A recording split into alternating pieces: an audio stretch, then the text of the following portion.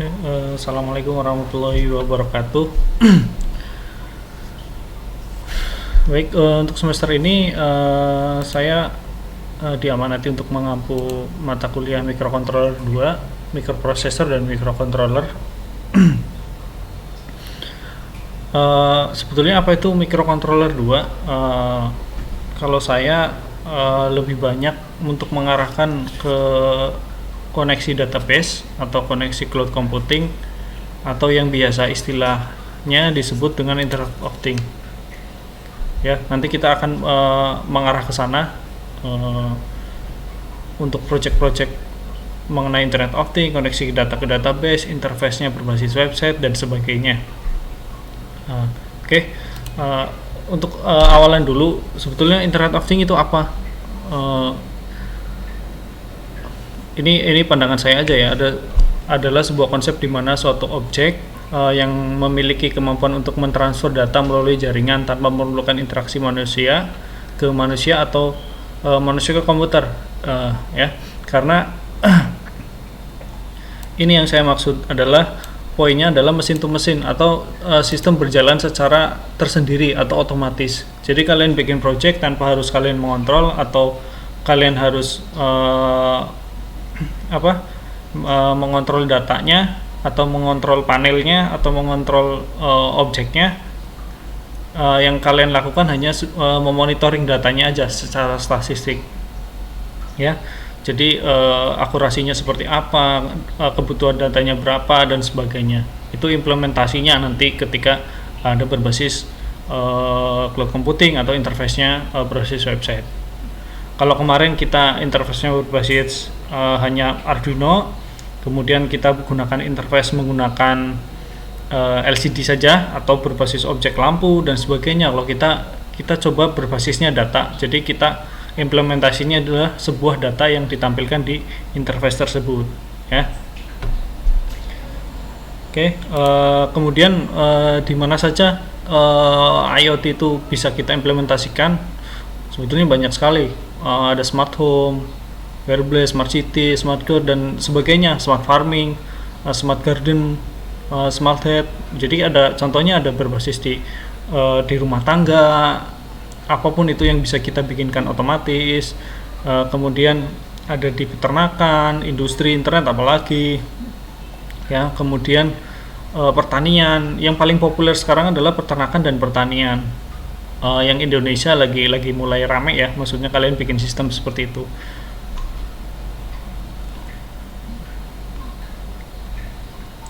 Nah, ini contohnya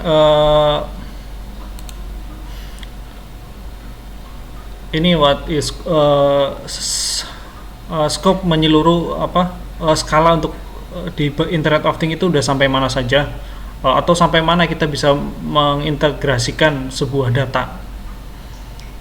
Nah, di sini saya tulis Internet of Things dapat menghubungkan perangkat yang tertanam dalam berbagai sistem ke internet. Ketika perangkat atau objek dapat mewakili dari mereka secara digital, mereka dapat dikontrol dari mana saja. Konektivitas menangkap lebih banyak data dari banyak tempat untuk meningkatkan efisiensi. Jadi bahan baku utamanya adalah data. Apa yang kita kelola adalah data, ya. Jadi kita perlu banyak objek untuk menggali data. Kita hanya perlu satu user untuk menggali sebuah data. Yang penting infrastrukturnya cukup jalan ya, maksudnya. Jadi satu kota kita bisa kontrol kalau datanya one data atau skala datanya bisa menyeluruh. Oke, ini contoh kecil aja ya, satu contoh di IoT di bidang pertanian. Ini datanya dari Jerman, nama perusahaannya itu Labelin. Jadi dia mengontrol tanaman atau perkebunannya dengan sistem IoT. Jadi kita hanya tinggal ngontrol datanya saja, apa sih tanaman sudah tersiram atau kelembaban tanahnya sudah cukup apa belum, suhu udaranya cukup apa belum. Jadi itu sangat berpengaruh di tanamannya, ya kan? Karena udara yang bagus atau suhu yang bagus, kelembaban tanah yang bagus, kemudian sistem penyiraman yang bagus, ya. Kalau terlalu kering dia otomatis nyiram sendiri. Jadi kita cuma bisa baca dari statistiknya. Data ini akan dikirim ke server. Nah, dari server baru kita bisa tampilkan di interface-nya kita, entah berbasisnya cloud computing, internetnya, atau berbasisnya website, aplikasi, dan sebagainya. Tergantung nanti kita mau bikin objek akan seperti apa. Nah, ini yang paling dekat. Ini punya Daicodex. Daicodex itu perusahaan IoT asal Bandung, ya, dari Bandung. Dia bikin smart ternak, jadi si sapi digembalain aja di padang savana, dan kita nggak perlu nyari si sapi ada di sebelah mana, karena kita udah pasangin alatnya itu mendeteksi si sapi tersebut, ya. Jadi tracking GPS-nya jalan, dia ada di titik koordinat mana, kayak gitu. Jadi kita lepas saja, kita tahu sapinya tuh akan kemana, ya kan. Kemudian ini contoh sederhana, ini perusahaan raksasa yang ada di China, Xiaomi. Siapa yang nggak tahu Xiaomi, ya? Dia mengintegrasikan semua perangkat rumah tangga ke dalam satu sistem. Kalau biasa kalian sebut smart home, ya ini salah satunya. Ada TV, ada mesin cuci, ada AC dan sebagainya, semuanya terintegrasi.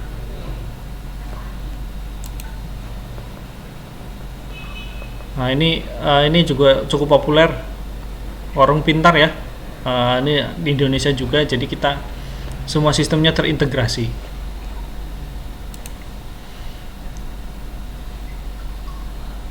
Oke, kenapa IoT, ya, maksudnya kenapa IoT? Sejauh mana IoT bisa membantu? Kembali lagi ke tadi yang saya bilang, bahan baku utamanya adalah data. Anggap aja data itu kayak renewable energy baru atau oli baru. Orang kaya sekarang itu kayak bukan cuma punya tanah, punya mobil, punya aset apapun, tapi punya data sebanyak apapun, pasti itu bisa jadi income-nya kita. Google, mereka bisa jadi raksasa atau orang kaya terdunia, Microsoft dan sebagainya, karena apa? Karena datanya, ya. Oke, ini konsep dasarnya. Nanti ketika kita perkuliahan di semester ini, ada 3 komponen yang harus kita pelajari atau integrasikan. Yang pertama adalah softwarenya. Software itu bahasa pemrogramannya, kemudian koneksi datanya, kemudian integrasi data. Yang pertama, yang bahasa yang biasa kita gunakan, ya sama yang dengan seperti semester lalu, ya. Bahasa C kita masih tetap pakai Arduino Uno, tapi nanti kita tambah JavaScript sama PHP, ya. Lalu JavaScript sih untuk biar tampilannya lebih smooth aja. Nanti kita tetap pakai PHP untuk dasaran ke servernya. Kemudian hardware, ya. Hardwarenya nanti saya jelaskan setelah ini kita butuh hardware apa saja. Ya, seperti Arduino-nya, microcontroller-nya, kemudian sensornya dan sebagainya. Kemudian ada server, atau kita biasa gunakan ada 2 tipe sih. Yang gampang, kalau kita pinjam alat punya orang lain atau pinjam server punya orang lain, kita bisa pakai cloud computing, ya. Atau bisa kita bikin sendiri atau build up sendiri, kita bikin dari dasar pakai SQL. Itu standar, ya. Nanti kita coba. Ada 2 bahasa pemrograman yang biasa digunakan atau kita gunakan. Kalau semester lalu kita menggunakan bahasa C, semester ini juga kita coba untuk menggunakan bahasa C lagi. Ini karena paling sederhana.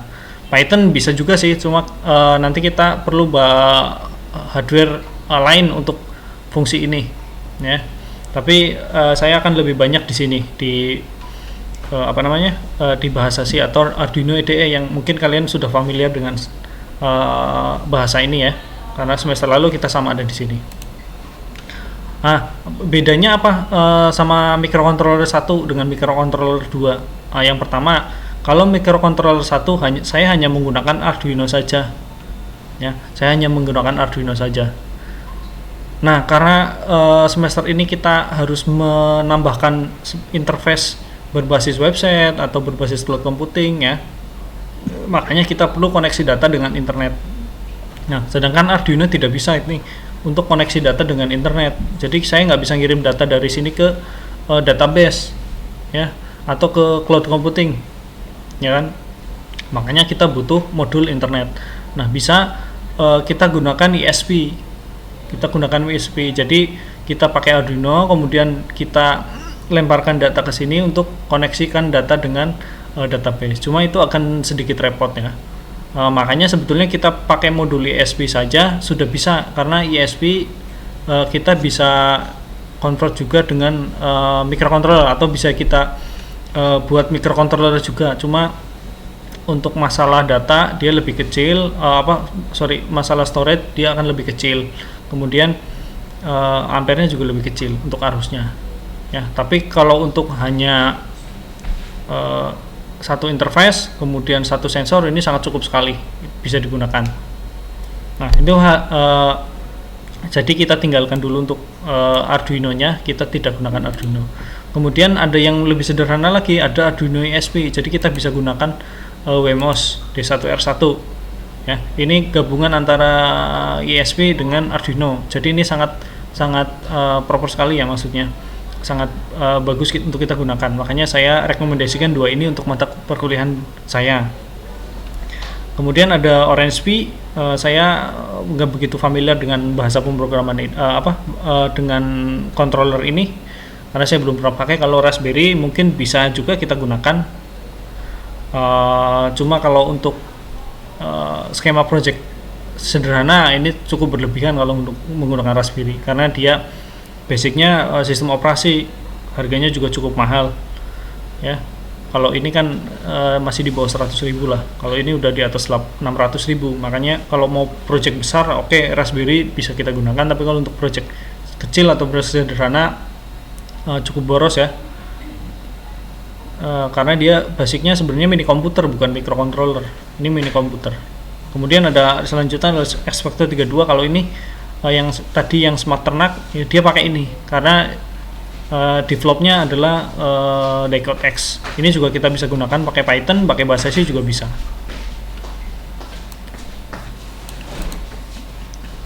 Kemudian untuk sensor saya pikir sudah tahu semua ya apa yang harus digunakan. Nah, ini selanjutnya adalah cloud computing. Ada beberapa cloud computing yang bisa kalian gunakan. Salah satu yang paling sederhana dan paling umum dan paling banyak digunakan adalah ThingSpeak. Ini paling sederhana banget, gampang sekali digunakan. Kalian tinggal convert API-nya punya ThingSpeak, kemudian kita masukkan ke data data bahasa C kita convert, kita upload, otomatis ini dia akan nge-record sensornya kita ya, nge-record data sensornya gitu. Cuma untuk project besar saya nggak begitu menyarankan juga, karena kalau mau yang bagus ya harus bayar maksudnya. Ini karena masih gratis, jadi untuk statistik datanya nggak begitu bagus sebetulnya, karena record datanya nggak bisa real time 1 detik sekali dia. Yang kedua adalah kita harus berbasis database. Kalau ini dia database-nya otomatis jadi satu dengan interface-nya. Nah, beda lagi dengan satu lagi ya, Firebase. Kalian juga bisa gunakan Firebase. Ini sangat enak sekali digunakan karena database-nya sudah dengan berbasis digital ya. Kita nggak harus bikin manual, kita tinggal bikin integrasi datanya saja.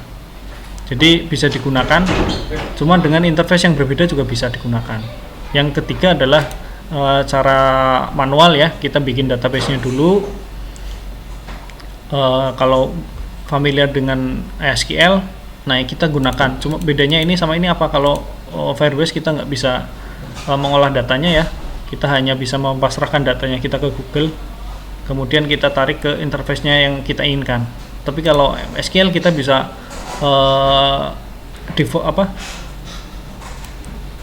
kita bisa default data kita bisa ngoprek data kita. Jadi tetap project akhir nanti kita gunakan SQL ya. Kita masukkan data sensor kita ke database untuk dibukakan dengan interface website. Nanti kalian bikin website untuk interface-nya, monitoring sebuah data seperti itu. Oke, untuk pertemuan selanjutnya kita akan membahas project apa yang harus kita kerjakan. Pertemuan kali ini cukup sampai di sini. Kalau ada pertanyaan bisa nanti lewat grup kelas ya. Nanti kita diskusi lewat grup kelas. Oke, terima kasih. Saya akhiri. Assalamualaikum warahmatullahi wabarakatuh.